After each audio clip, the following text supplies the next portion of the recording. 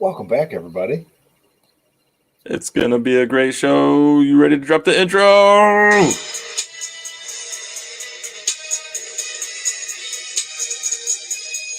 These are the Fantasy Facts presented by Gridiron Experts with your hosts, Pat Loftus and Seth Keller. I feel like we should play the Bill O'Reilly Do It Live clip. Just every time. Just whenever every we time. start, just Yes. every time. Yeah. We'll do it live. Mhm. Fuck it. Do it We're doing live. it live. We are live right now. Love it. All right. We got an action-packed show, though. Lots of stuff we got going lots. on. Yeah, there's a lot to discuss. Yeah. So this week we're going to be hitting Taxi Squad, keepers, who to put in your active roster, who to hold on to. Lots of different guys. Anybody that you're interested in, go ahead and drop them into any of the comments. Send them to us on Twitter, Facebook, Instagram, and we'll try our best to get them into the show, or at least respond to them when we get to them. We want to make sure that you guys have the best information in front of you. But let's start off by letting everybody know where they can find us. You can find me. Again, it's on the screen here, but you can find me at Dynasty_Pat. You can find Seth at FFD at Home Dad. Find the show at GX Fantasy Facts on Twitter. Oh, man, what a week. I have been recovering from something. You can still hear it. I sound like shit. I still feel kind of like shit, which is why we had to push this back 2 days. Yeah. And now that we're on video, we can see that you look like it too. Yeah, lots of this is just a big old glass of water, folks. Oh, it's all right, Pat. You'll come back. It'll be a great show. It'll make you feel good. That's what's important. Next week. Yeah. Seth, you want to tell the good people about our promo with Viridian Global? Yeah, absolutely. So we partnered up with Viridian Global. They're a phenomenal company making amazing merchandise for fantasy football enthusiasts and just football fans in general. I have a beautiful undervalued t-shirt just because that's the way I feel sometimes. And whenever you use our promo code FAQS, FAQS, like the show, you save 10% at checkout. So be sure to go to ViridianGlobal.com. Check that out. We'll be dropping links, whenever we post stuff, but be sure to check out ViridianGlobal.com and use the promo code FAQS, FAQS. They have some really great stuff there. Agreed. We'll have to wait. We have to get an opinion from FF Taters, who won our contest a couple weeks ago, once he gets the shirt. Yep. Yeah, absolutely. I'll send him another DM, find out how he's doing. All right. Shall we? Oh, let's do it. Are we ready for the opening question? Let's do it. It's time to pop one open with the opening question. Opening question this week comes from at D_Davis1356. And this question kind of fits nicely with the theme of the show, since we're talking keepers and taxi squad at active rosters. We don't know any details about the league or the rest of this team, but the question here is, who would you keep this year, Aaron Rodgers or Justin Herbert? Seth, go. It depends for me a lot on what they're going to cost you. I can imagine Rodgers costing more than Herbert, and I think that's going to make it pretty easy for me to keep Herbert over Rodgers. Rodgers had a phenomenal season last year, but I mean, I think a little bit of regression is probably baked into what Rodgers is going to cost you in typical redraft. So, not saying I'm off Aaron Rodgers. I'm just saying I'm probably off him for what he's gonna. What's the guy's name? D Brown. Somebody. Probably off him for what he's gonna have to pay to keep Rodgers versus Herbert. I really like Herbert for this coming season. He's definitely going to be cheaper. But again, we don't know if this is you can keep 1, if you can keep 3, if you can keep 5, if there's restrictions on when they were drafted. Don't know much about the league, but man, it's a tough one because they're both phenomenal. I mean, Justin Herbert was phenomenal last year. And if you're able to get him at any sort of discounted price, I think you have to take that chance because the Chargers just got better. I'm not saying Green Bay didn't, but the Chargers added more. I think they did more to protect Herbert, which is going to be better in the long run. I think I'd have a hard time keeping Rodgers over Herbert. So for me, it's Herbert as well. Yeah, I agree. Herbert all the way. All right. I kind of feel bad doing the drop, but we're going to do the drop anyways.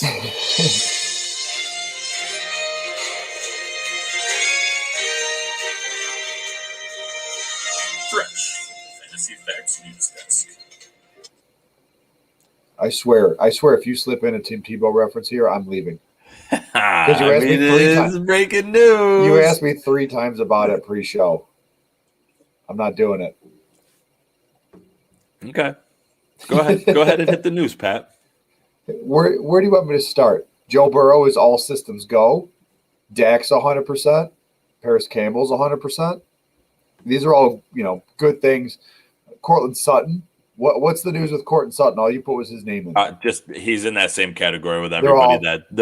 All of them are expected to be 100%. They're all expected to be ready, if not before training camp, before week 1. They're basically all systems go in terms of drafting and things like that. For me, I may be a little hesitant come week 1 of firing them up, depending on what happens between now and September, obviously. I mean, the only one out of those 4 that I would have any hesitancy would be Paris Campbell. Everyone else, Dak, Joe Burrow, Cortland Sutton, they are day 1, week 1 starters no matter what. Paris Campbell, probably not so much. Yeah. I might be a little more bullish on those guys than you, but I feel like Dak, Joe Burrow, and Sutton are without a doubt day 1, week 1 starters. Yeah. Yep. I mean, I think you're right on point with you're drafting them to be your starters.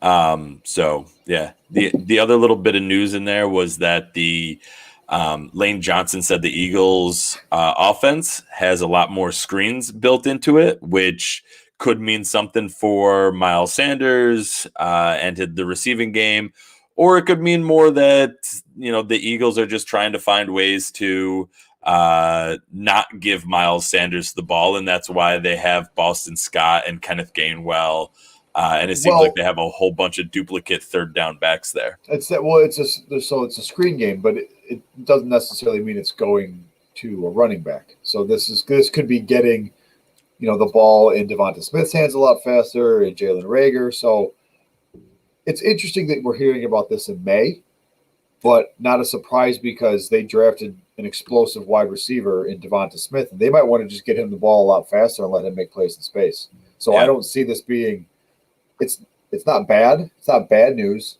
but I have a feeling this Eagles screen game is more of a focus for the wide receivers than it is the running backs in 2021. Yeah. I mean, in a similar vein, Myles Gaskin said that the Dolphins playbook is completely different for this coming year than it was last year. And, who knows what that actually means? Does that mean that they're opening it wide open for Tua?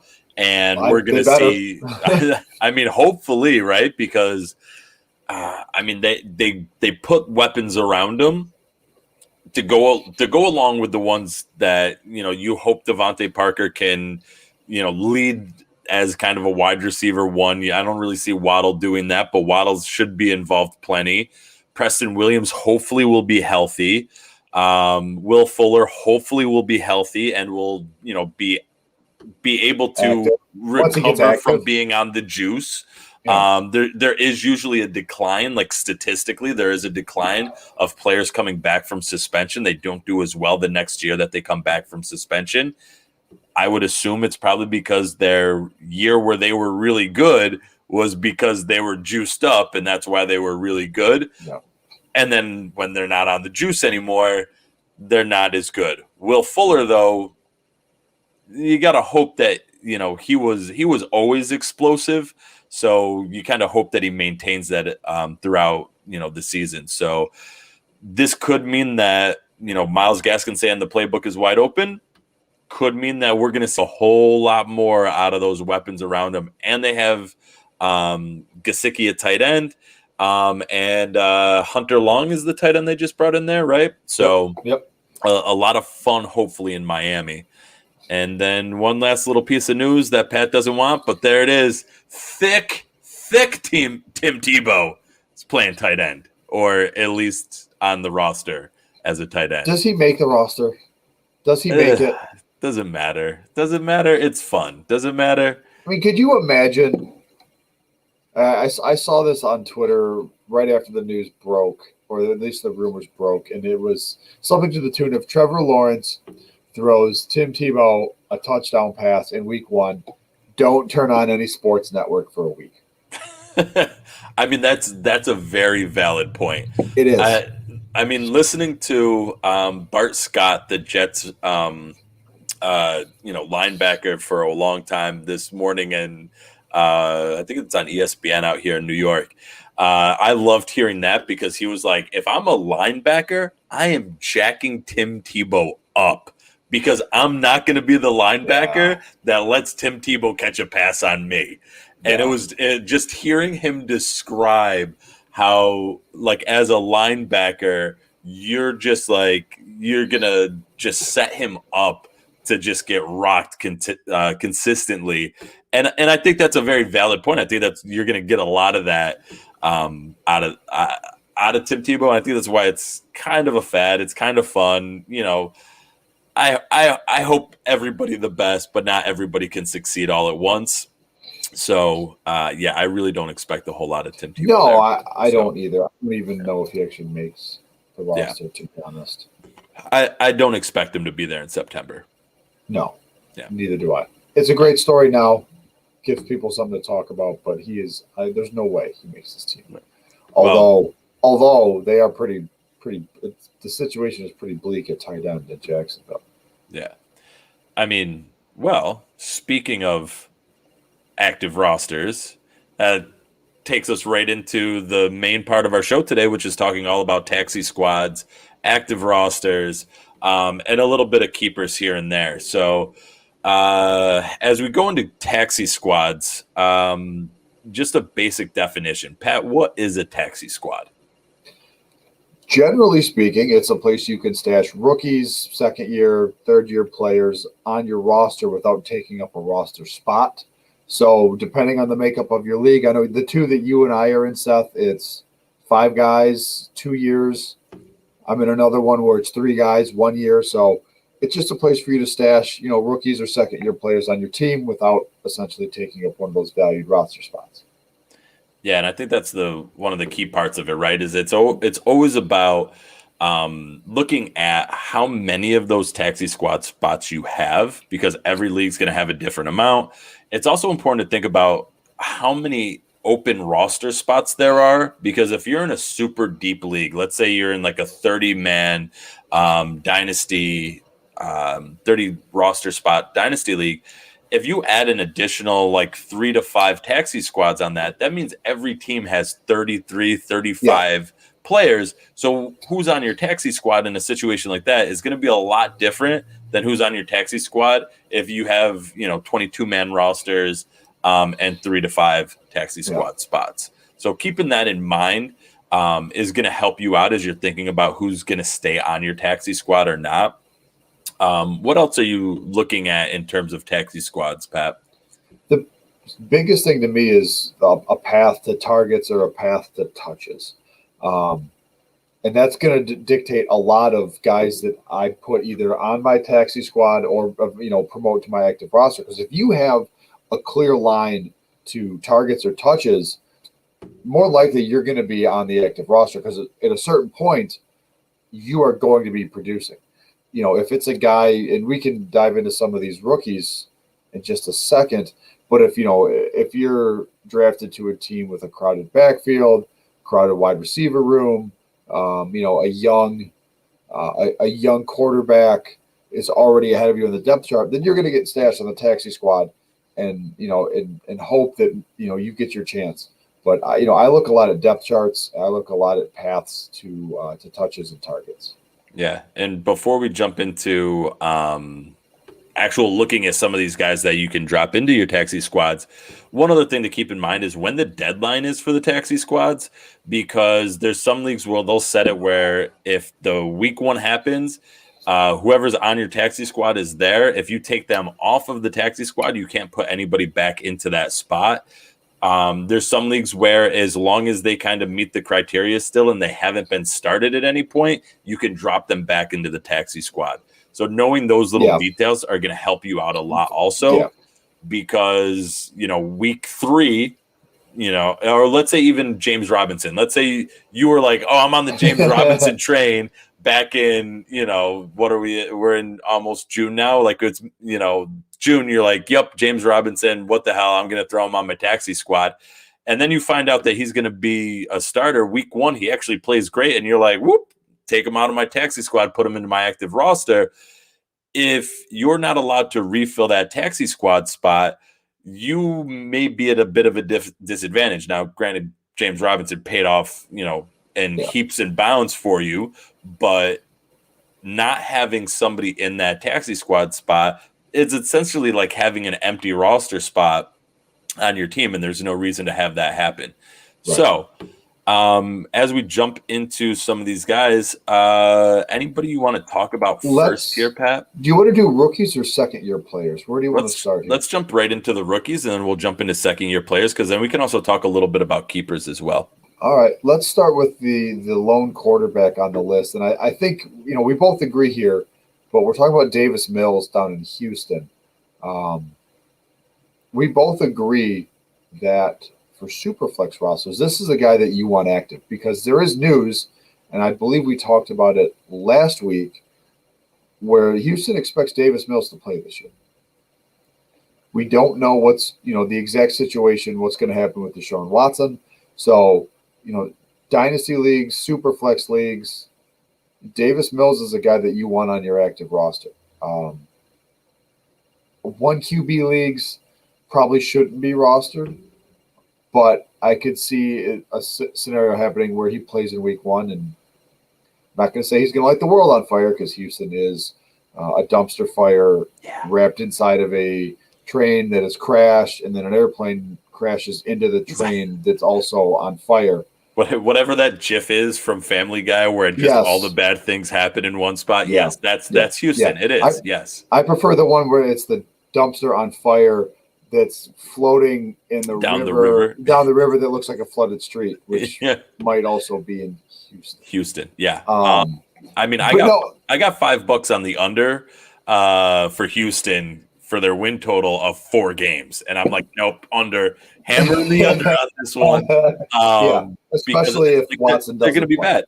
But here's the thing. They're going to be bad, but if Davis Mills does become the starter there, he's going to be passing the ball. He could be in a Blake Bortles type situation where every bone in your body, and Blake Bortles got signed. We didn't talk about that one because it's not really news, but he could get some playing time because, one, there's nobody else there, and he might get some fantasy production because he's going up against just, prevent defenses where he's going to get a bunch of, short passes underneath yardage, maybe a touchdown here or there when the defense is just letting everything up because the defense knows they're already winning by 28 points. So I don't really want Davis Mills a lot, but definitely in Superflex, he's a guy that I'm grabbing and I'm stashing.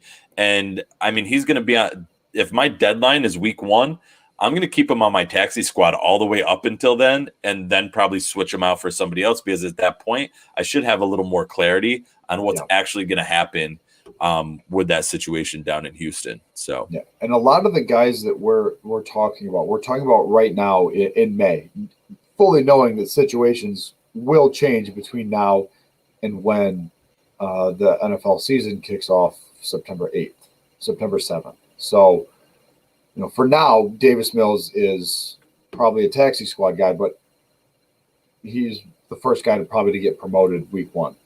Yeah. Yep. So, all right, let's move on to some running backs here. Yep. Which one do you want to hit first?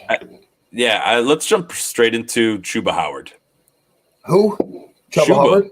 Chuba Hubbard? Chuba Hubbard? Chuba Hubbard. I love his name, and every time I say it, I get it wrong. But backup running back in Carolina, playing behind CMC. CMC just got he's supposed to be 100% also before the start of the season, which means there's probably not going to be a lot of room for Hubbard in the really in your active roster because there's not going to be a lot of room for him on the field in Carolina because CMC demands so many of those touches. And that's why I think he's a taxi squad type of guy. And he's a guy you're happy to have on your taxi squad because if anything were to happen to CMC again, you just pluck him right up off of your taxi squad. He's not a guy I really want in my active roster, though, because then I'm betting on a CMC injury. Right. I'd rather say if CMC does get hurt, you're not. Most leagues, again, this goes back to knowing your settings. Most leagues, if you promote someone to your active roster, you either have to demote someone down to the taxi squad or drop someone.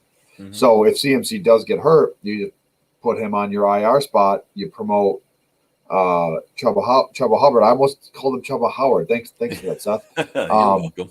You just promote him right up, and you're good to go. Because again, you look at that again. I went back to looking at a clear path to targets and touches. So behind Christian McCaffrey, there's Trenton Cannon and Reggie Bonifant. Yeah. That's not a whole lot there. So a guy like Chuba Hubbard, I have 0 shares of CMC, but if I did have shares of CMC, the person I was going to get in every draft was going to be Chuba Hubbard. Yeah. And that's exactly what you want to do with a guy like that. And the thing is Hubbard should be able to take over that role in the same way that Mike Davis did. Yeah. And think of what Mike Davis was able to do last year. He had some games where he was really effective. He had some games where the reason he was a backup running back was exposed because he wasn't nearly as good as what CMC was or is on a regular basis. But that year of just film and productivity that he put out there for Carolina now has him as essentially a starter in Atlanta, and that's actually a great segue to our next guy. I was saying Mike Davis parlayed that quite well. Yeah, and so now we're talking Javian Hawkins. Yeah, so Javian Hawkins is behind Mike Davis. He is an undrafted free agent, but I have a real, I'm a real Debbie Downer when it comes to undrafted free agent running backs because they just almost never pan out. And when they do, they pan out. They're a flash in the pan and then they disappear. So I really don't like a lot of the undrafted free agents.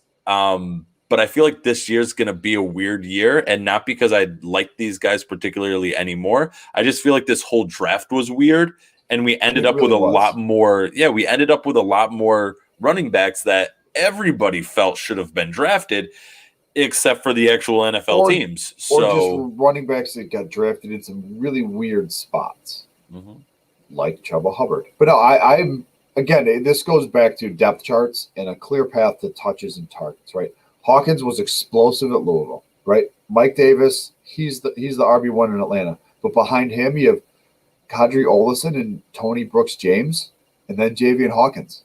Yeah. There's not a lot there in Atlanta. Yeah. I love Hawkins.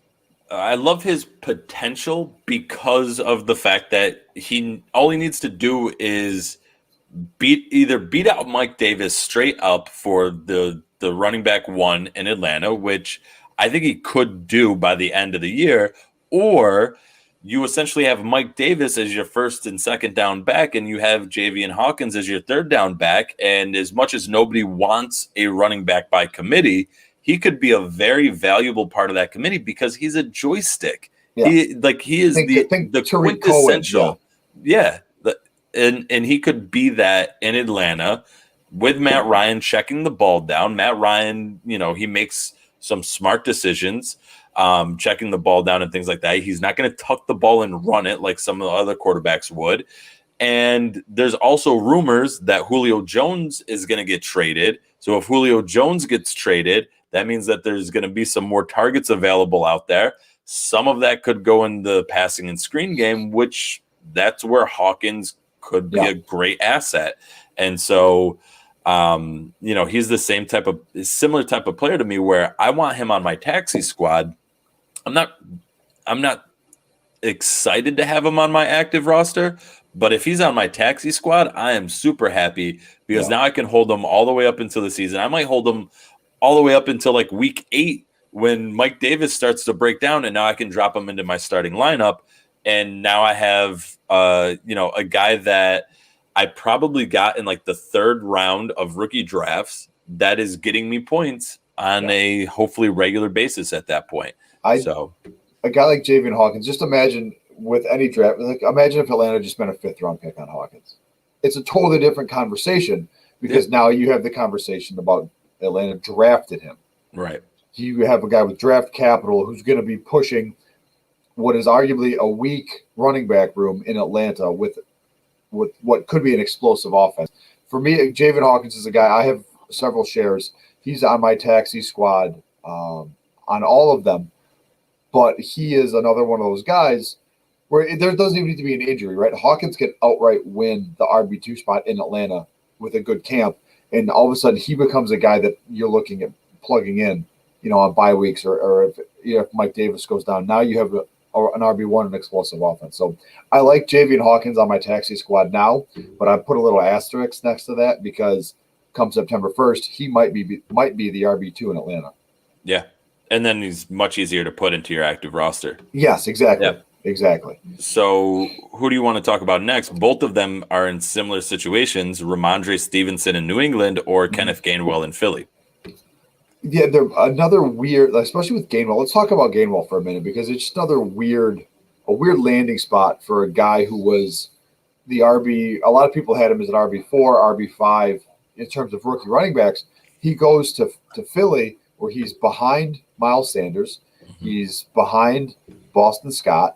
He's behind, I believe they re-signed Jordan Howard as well. I'm looking up Miles Sanders, Boston Scott, Jordan Howard. They also put in a waiver claim. They end up getting Kerryon Johnson. Mm-hmm. So it's a very crowded backfield there. Gainwell is a guy that's probably a taxi squad for the whole year because even if Miles Sanders goes down, I don't see Gainwell, outproducing, really, stepping into a fantasy viable role this year. Yeah. And to me, it's a crowded running back room, but it's a crowded running back room where Miles Sanders is clearly at the top of it. And then you have a lot of guys where like Kenneth Gainwell could surpass Boston Scott. It definitely feels like the Philly coaching staff likes Boston Scott to the point where, it's probably going to be difficult for Gainwell to jump him right away. Yeah. But I could definitely see by the end of the season, by midway through the season, Gainwell is the number 2 back there. But the rest of those guys that you mentioned, Boston Scott, Jordan Howard, Kerryon Johnson, they're all guys that come with a lot of baggage that all of them right there, I'm not that excited about. I'm excited about Miles Sanders. I think I'm one of the few people that still think that he's going to be better than he was last year. I think with that offensive line improving, I think with Jalen Hurts hopefully being a much more effective quarterback in terms of like moving the ball and being more of a playmaker. I think that's going to open things up for Miles Sanders more. But I also feel like that means that for Kenneth Gainwell to be successful, he needs to jump Boston Scott. And that's why Gainwell is going to be a taxi squad guy for me, because I don't see him jumping Boston Scott until like midway through the season. And that to me means like I don't want an RB3 in my active roster. Right. Unless it's on San Francisco. And then, who knows? Right. Let's real quick. Let's hit Ramondre Stevenson over in New England, and you want to talk about a crowded backfield. Mm-hmm. Damian Harris, Sony Michel, James White, Ramondre Stevenson. Mm-hmm. Ramondre Stevenson might be the most talented physically out of those four, but it's such a question mark with what Bill Belichick does. And it's one of those, he's probably a better best ball play than he is an active roster type. And he's another one of those guys with a little asterisk. James. Sorry about that. I don't know what that was. Me neither. Just playing with the audio features. Playing with my phone. Sorry, trying to send the message out a little bit more. But he's another one of those guys where it's a backfield to watch because they spent some capital on Ramondre Stevenson.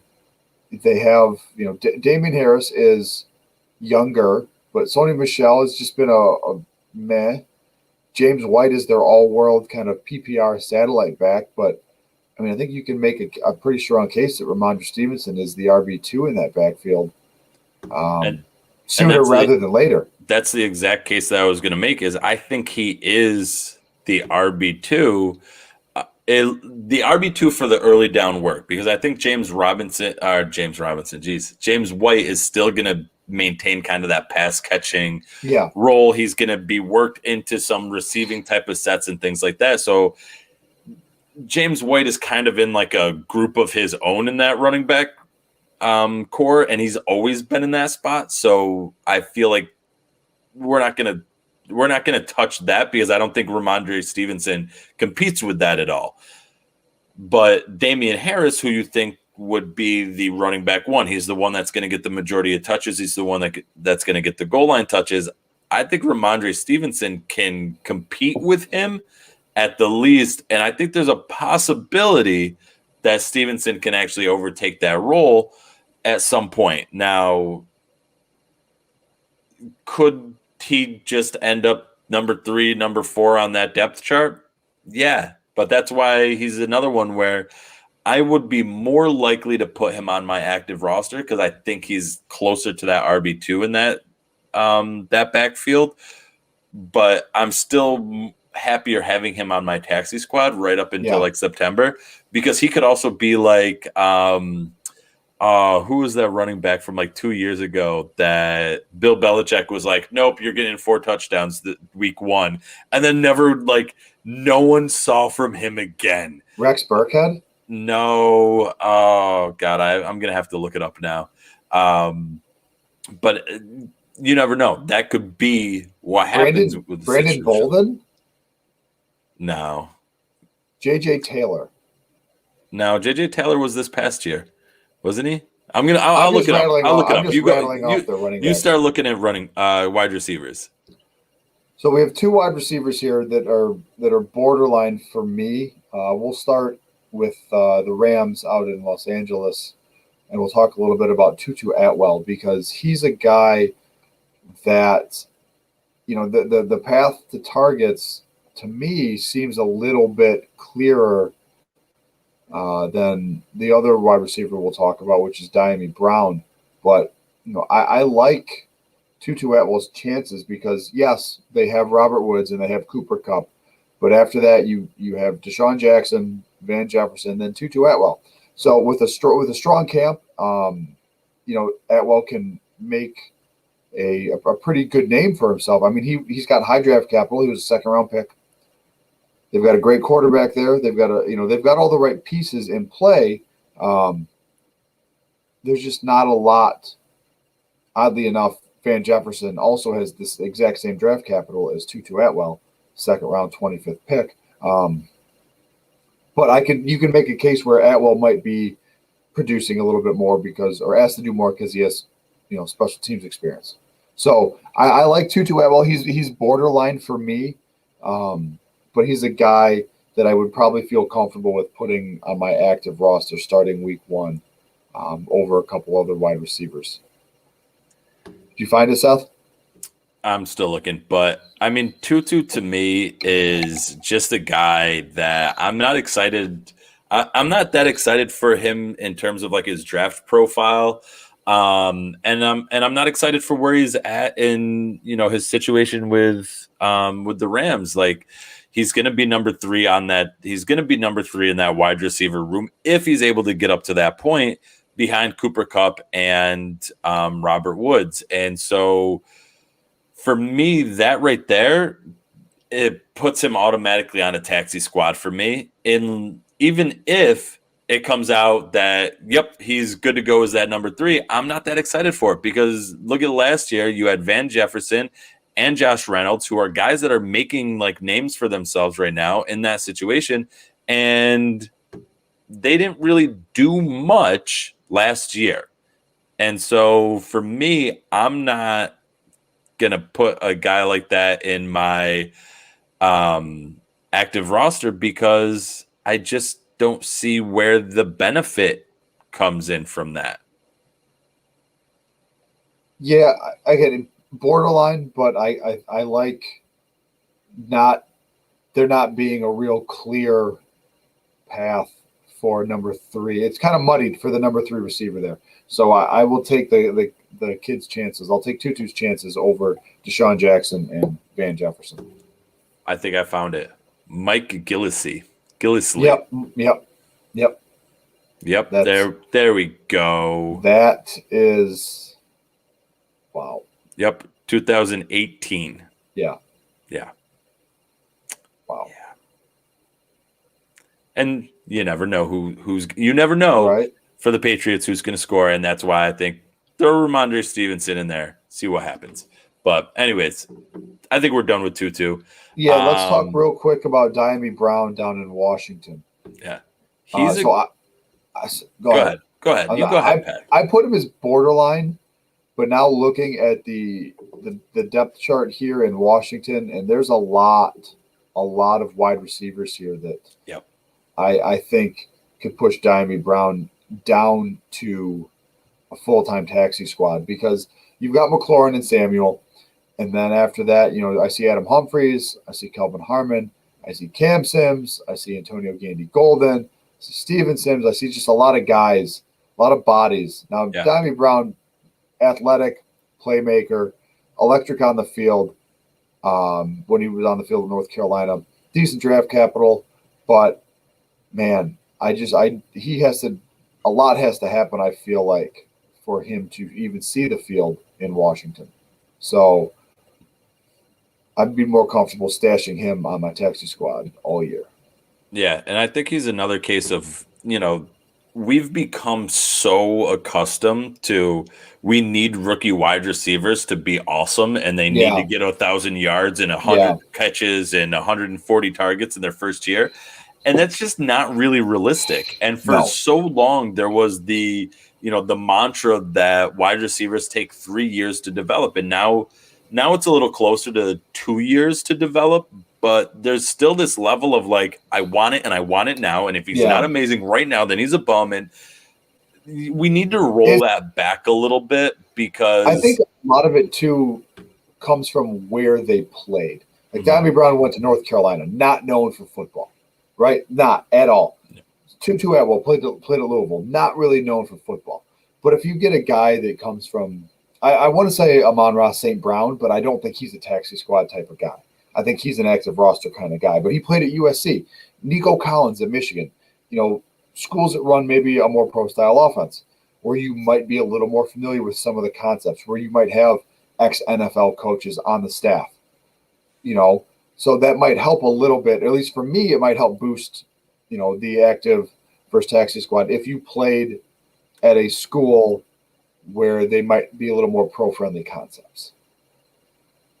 Yeah, and I can get behind that some, but there's still a level of getting accustomed to the pro game. Yes. And I think that's a thing that not a lot of people really like. They don't really understand that. And I think one of the great clips to show that is Jay Gruden with was it Derek Carr down in Tampa, and he's trying to get him to run a play. And John Gruden's playbook in itself is like really verbose, and like you hear him say this, and it is like it's like a run-on sentence with like 5 different things happening in it, and Derek Carr just can't get it. Yeah. And there's a point where Gruden's just like, oh, gee, what the fuck? And he's just like flipping out, like on the sidelines.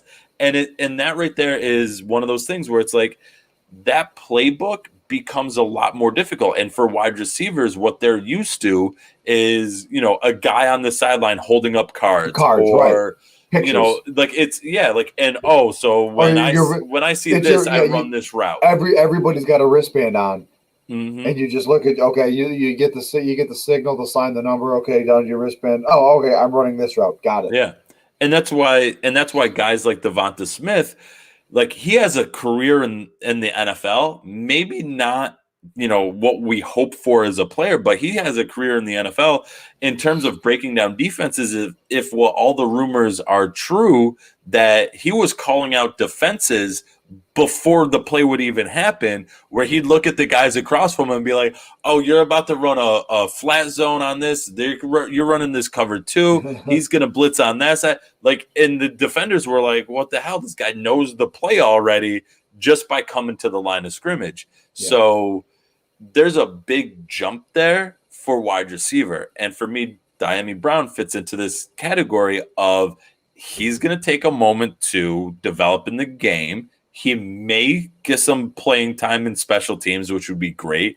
He may get some playing time because, they want to toss the ball in Washington, right? Like that's why they brought in the players that they have. They have McLaurin, they have Curtis Samuel, they have a bunch of guys that, Isaiah Wright, both of the Sims guys, Cam Sims and Steve Sims, yep. Like they're all guys that they have wheels, like I don't see where Dyami Brown really separates himself, but I could see him getting on the field in a little bit of a rotation with them. And, Fitz is going to sling it. So we might see some excitement that makes you want to pull him out of your taxi squad. But he's a guy for me that firmly rides the pine for me year 1, because I just don't see what his fantasy output is going to be. That's going to make me, want him in my active roster, because in my active roster means that he has a chance to be a starter. And I don't see him being a starter on a fantasy team. Yeah, I'm just looking now at, some of the receivers down there. I mean, Dyami Brown has decent draft capital when you start looking at the rest of the wide receivers down there. So that might play a factor into it. Landing spot and draft capital help. So, you've got a team that you think is probably going to sling it. So you've got Dyami Brown, who was, I'm pulling it up now, who was a 3rd-round pick. That's pretty good draft capital for a wide receiver. So that might bump him up a little bit, but I still think there's too many people ahead of him for him to be on an active roster. So let's put him on the taxi squad for now. Yeah. All right, you want to jump into second-year players? Yeah, let's go ahead and hit these second-year guys, because now we're hitting – they've had this year. So most of the guys that we talked about are all guys where we're like, I need to see it for a year. I want to be behind this guy. I want to see what's going to happen. Yeah. Now these are guys that we've gotten a chance to see or not see for some of them, right? Like, we didn't really get to see much out of them. And so does that mean that they're getting cut and making room for a guy like Dyami Brown to sit on the taxi squad? So yeah, let's jump right into it. I want to start with Adam Troutman down in New Orleans. I like because he was a guy that I was just not patient enough with last year, and I had him in a couple leagues, and I just got impatient and I dropped him, and now I regret it because there is no one ahead of him now in New Orleans. Yeah. It's Troutman's the man. He's the man, and they liked Troutman a lot last year. And I'm trying to find him on your fancy sheet and your link that you sent me. Where is he? What number is he, Seth? I don't know. I'm trying to find stats from last year. Well, you're looking All at right. that. I got it. Yeah, I got it. like Troutman there also because, like you said, there's no one there.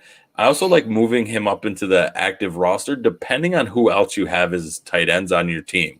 Yeah. Like if you have Kelsey, if somehow you have like the trifecta of tight ends in there, right? And you have like Kelsey, Kittle, Waller, like then keep them on your taxi squad. But if you have, if you're running out like Jonnu Smith and Hayden Hurst or Mike Gesicki or anyone anyone put them in your put them in your active roster because chances are you're probably gonna play him at some point. And if he lives up to any of the hype that a lot of people are expecting from him, you're gonna want him on your active roster. So. I definitely think he's a guy for me that's moving off my taxi squad in almost every situation because I can't imagine one where you're rostering like Kittle and Kelsey. Right. No, he's a guy that I think we'll see a very good progression. I mean, last year, 15 catches, 171 yards, and a touchdown. Not great, but then also he was a rookie. Tight ends take a long time to adjust. Yep. He's now the top of the depth chart. Be interesting to see who's throwing the ball in New Orleans, but I still really like Adam Troutman. Yeah, and I think the quarterback is just going to determine his floor and ceiling, right? Yeah. Like he's still going to have a relative like line that he should be able to like threshold he should be able to meet, but then like his weekly how bad can he be per week and how good can he be in a week is going to depend on whether or not it's Taysom Hill or Jameis Winston slinging the ball or Ian Book possibly. Who knows? Yeah, none of them are really great options. Winston's probably the best in terms of fantasy, but even still, you should still get a pretty common threshold because he is the only tight end that's there, and New Orleans doesn't have a ton outside of Michael Thomas, Alvin Kamara, Traquan Smith, then Adam Troutman. Like he should have a pretty decent threshold each week that he's able to hit with targets. I really wanted to put in Marquez Callaway in this list as well, but I didn't want to spend too much time talking about New Orleans because you just talking about the bodies that they have there. Yes, you have Michael Thomas. Yes, you have Alvin Kamara. But after that, is it Traquan Smith? Is it Troutman? Is it Callaway? Who is it? It could be any one of those three on a given week. So that's also another reason I like Troutman is because there's not, again, path to targets, path to touches. He's got a pretty clear path to both of those things. Yep. Yeah, absolutely. All right, where do you want to go next? Yeah. I mean, let's go to LaMichael P. Ryan because I love Michael Carter. I've mentioned it in a few shows. So I really like him. I think LaMichael P. Ryan still deserves a taxi squad spot if you can put him into it. If he has to be moved into your active roster, now's where it's really kind of cutting and saying, okay, will I ever play LaMichael P. Ryan, even if he is the starter or committee for the Jets?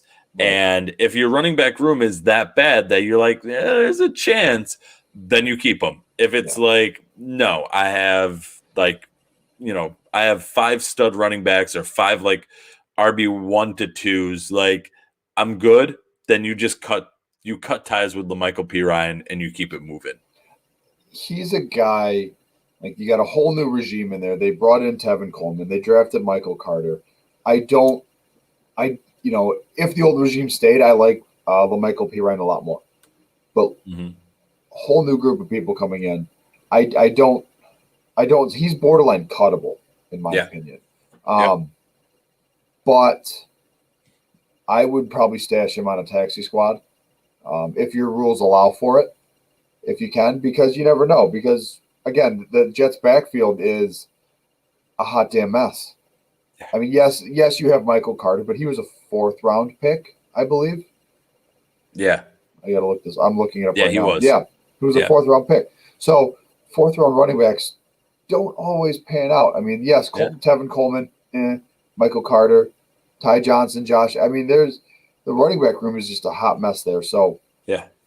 I feel like if someone can take a stronghold of it, they're probably going to keep it for the whole year, which is essentially what Frank Gore did last year, which is unfortunate that P. Ryan couldn't beat out Frank Gore, but whatever. But Which I feel think like tells you a little bit also, like just how fucking good Frank Gore is. Well, yes, how good Frank Gore is and how immortal he is, but the fact that you couldn't, like, LaMichael P. Ryan couldn't break into Frank Gore's hold on the Jets running game. At like 30, what is he, 35, 36-year-old Frank Gore was able to keep LaMichael P. Ryan out of, off the field to play. That to me tells me what I need to know about LaMichael P. Ryan. And, unless I'm in a super deep league, he's cuttable for me and I'm ready to move on.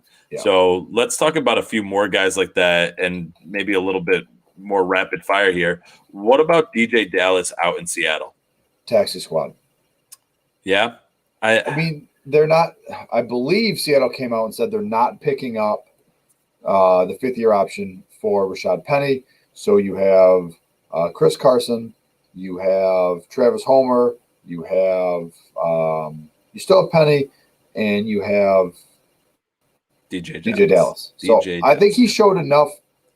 He showed enough last year to be, he can step in and produce when needed. So I'm going to keep DJ Dallas on a taxi squad if I'm allowed to. If it's one of those things where the taxi squad players can only be rookies, then it's a different conversation because you've got to look at the other running backs you have. But if I can keep 2nd-year players, I'll gladly throw DJ Dallas on the taxi squad because, again, it's not like Carson and Penny are, the pictures of health.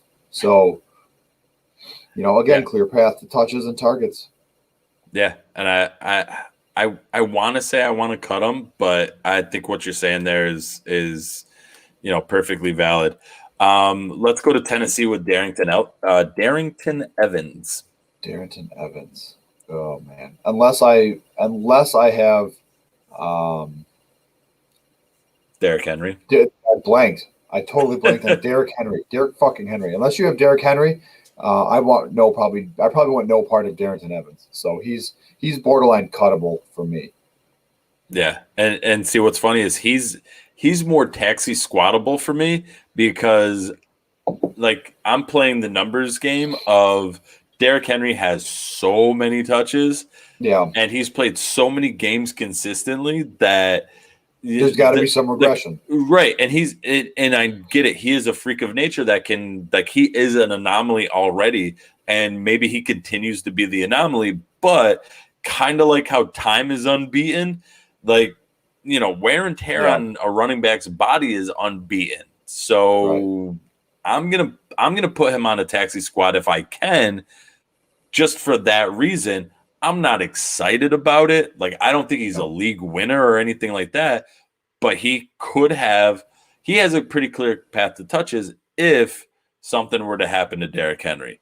And that's the only reason why I'd be like, okay, I'll find a spot for you, Darrington Evans. Like I'd be more excited about Evans than I would be about DJ Dallas on my taxi squad. Well, how do you feel about Salvon Ahmed down in Miami?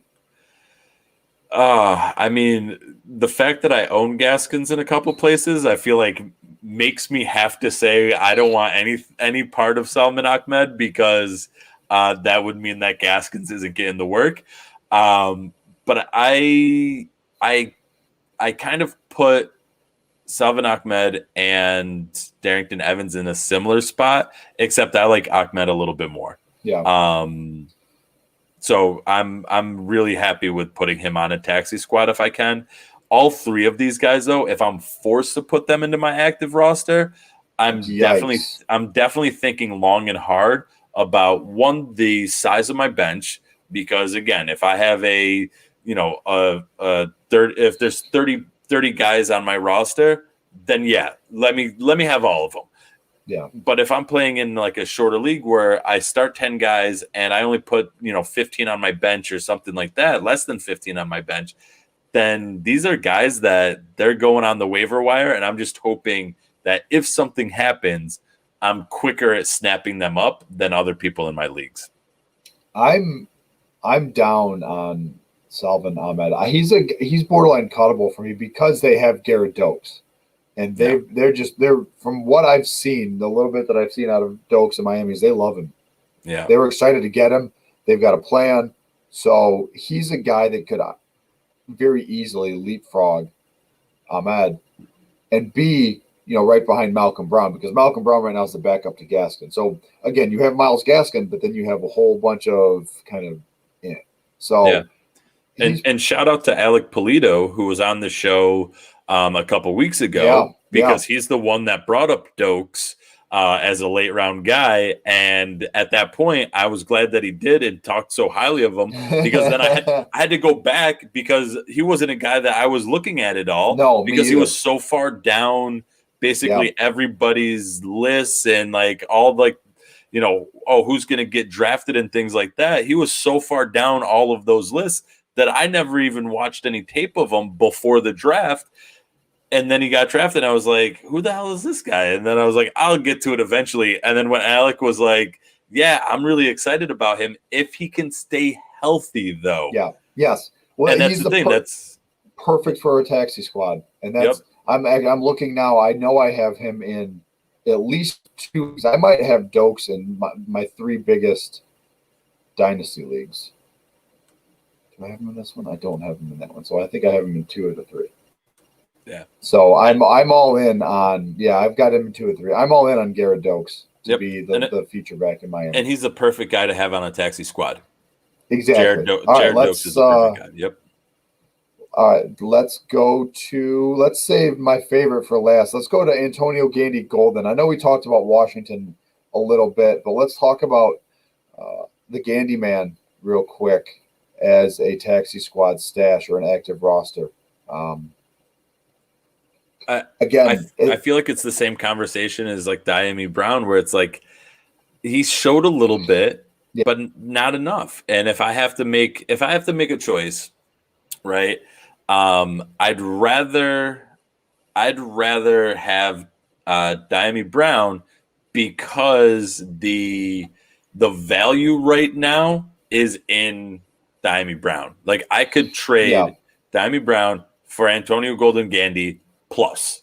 Yeah. So I'd rather have that, even though I think Golden probably has more looks, at least initially, than Diami Brown does, because he's been with the team longer. He has a little bit of seniority, but I mean, neither of them really excite me. I mean, none of the wide receivers in Washington really excite me outside of Terry McLaurin and Curtis Samuel. So, I mean, and also looking at it, Antonio Gandy Golden is a monster, right? He's 6'4", 220. Diami Brown is 6'1", 185. So they're playing different roles on the field. Yeah. But looking at the rest of the, McLaurin, they don't have that big kind of X outside receiver, right? They've got McLaurin, and Samuel, who in my mind are burners or underneath guys. So outside of that, Calvin Harmon, one of the Steven or Cam Sims. So you've got Gandy Golden, who's got the year experience. He's got the height. He's got the chance. I mean, again, Fitz is going to be chucking the ball quite a bit. So maybe I think I'll take a chance with Gandy Golden on a taxi squad. Mm-hmm. But I really, if I have to play Antonio Gandy Golden in a starting lineup this year, I'm screwed. Like I better be competing for the 101. Yeah. That's how I'm looking at it. He could be a great tanking player. That's a good point, Pat. He could be a great player to put into your tanking lineups. We don't use the T word on this show. But purposefully losing teams. There you go. Yeah. Last one on the list. This is a guy that we've talked about a lot. And it pains me but it's Quintez Cephas. Mm-hmm. He's a guy that before the offseason and the draft was the only wide receiver on the Lions roster. Mm-hmm. And then the Lions went out and added Brashad Perriman. They added Ty Williams. They drafted Amon-Ra St. Brown. They did a decent amount of work in that wide receiver room. But again, it's not a wide receiver room that's going to scare a lot of people off. So where do you stand, or have things changed for you with Quintez Cephas? No, he's an active roster guy for me. Quintez Cephas, I'm having in my active roster because one of two things is going to happen. He's either going to establish the fact that like I'm the number one guy, or he's going to get beat out by Brashad Perriman. At that point, I don't want him on my roster. So, like, he's going to make a decision for me because he's going to ascend or stay atop that roster. I don't know how we're really thinking of it right now, but he should be at the top. Tyrell Williams should be on one side as your deep over the top guy. And Quintez Cephas should be running those kind of intermediate routes where he showed promise this past year. And he should be able to be, a force in that kind of, that offense that really lacks a punch. So last year, looking at Cephas, 20 catches, 350 yards, 2 scores. And I believe there were a couple of games where he was in the double digits for targets, if I'm not mistaken. So there was some chemistry there with Stafford. I'm souring a bit. I still love him. I still have him, I think, rostered everywhere. But I'm souring because, again, new regime. They bring in Ty Williams. They bring in Brashad Perriman. They draft St. Brown. You still have Hawkinson. You're going to see more targets probably going to DeAndre Swift and Jamal Williams. So for me, he's a taxi squad guy. And in one league where I have both, I have St. Brown and I have Cephas, I'm going to plug in St. Brown in my active roster, keep Cephas on my taxi squad because St. Brown, I believe, is going to play more in the slot. And I'm hoping that Jared Goff can have that relationship with St. Brown that he had with Cooper Kupp in LA. Yeah. And that's a valid point that, Amon-Ra should be in the slot there. And maybe you see that Goff Kupp kind of relationship happen. For Cephas, he had 10 targets in week 1. Yep. And then after that, it's not pretty. But he also didn't have a lot of, he didn't run a lot of snaps. Yeah. So, there's a little bit of that, did he run where his receptions high, but for the number of snaps, because his snaps were under 50% for most of the, well beyond the majority of the season. And plus he's playing behind, Marvin Jones, Kenny Golladay. I can accept him being the number 3 behind those two guys.